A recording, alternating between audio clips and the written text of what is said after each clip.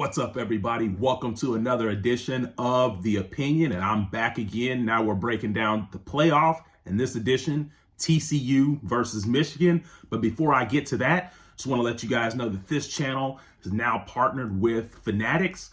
Fanatics has got some great discounts going on right now. So if you're a fan of Michigan, Georgia, Ohio State, or TCU, they actually have some new gear specifically designed for the playoffs. You want to get that in the link below. I'm going to leave the link in the description. They have some good discounts going to the end of the year, up to 50, up to 65, or 50 to 65% off. If you happen to make a purchase using this link, this channel does profit a little bit off of that in our partner store. So make sure you click on that link to get those benefits and discounts, because in an age of inflation, why pay full price when you can take advantage of every discount that's available to you?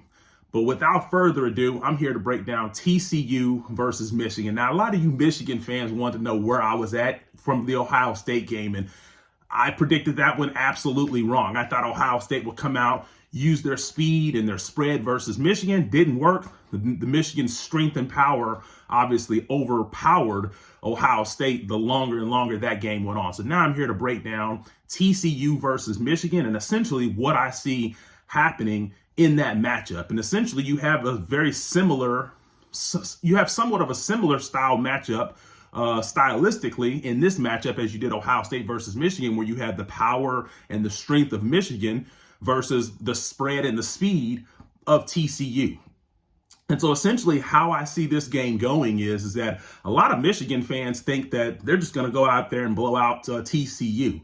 And that's not exactly how I see this game going. I think the TCU poses some problems. And the first obvious one, which I think is obviously a mismatch, is Quentin Johnston.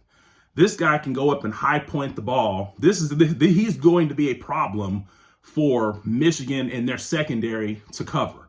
Then you've got Max Duggan, who is a mobile quarterback that can pass and run. And you've got a guy like Kendre Miller who can get away from anybody. If Kendre Miller gets behind the defense, see ya, folks, it's 6 points. But on the other side, Michigan's got a defense of their own, as we saw versus Ohio State. They have the defensive players to be able to hang with TCU's spread and speed, as they did with Ohio State.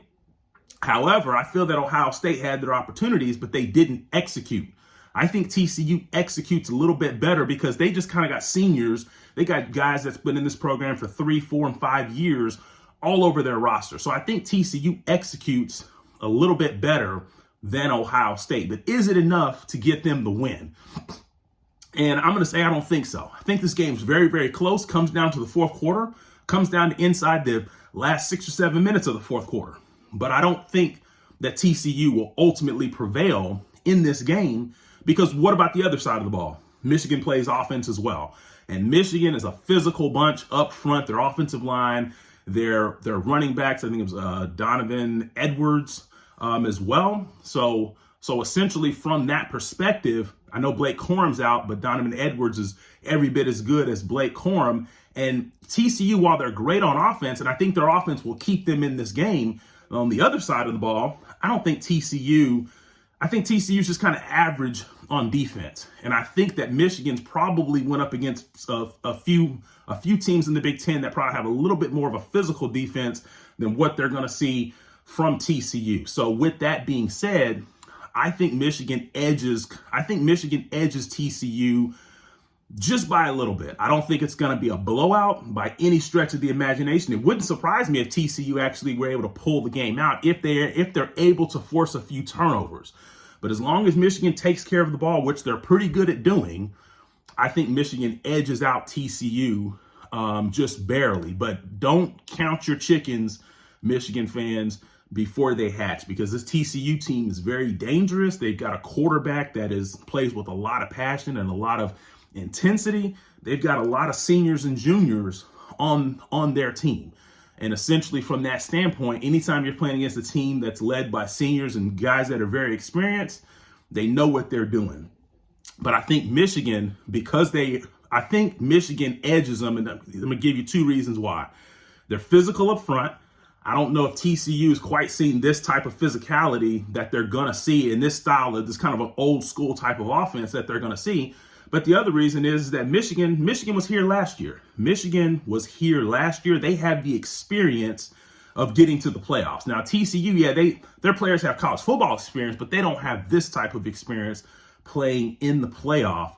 And that's something that Michigan has under their belt that TCU doesn't have under their belt. This is a new experience for TCU. Michigan was here last year, so I think Michigan is determined to possibly get that rematch versus Georgia. So check out my other video, however, because I'm also going to have a matchup. I'm also going to, and I kind of gave away my prediction in that video with Ohio State, Georgia. So check out my other one that's going to be coming out, Ohio State versus Georgia prediction. But for this one, Michigan fans, I know you guys wanted me to go against Michigan, but I'm not going to do it this time. I think Michigan wins, but I think it's a lot closer than people think. So once again, leave your comments below, and I'm out.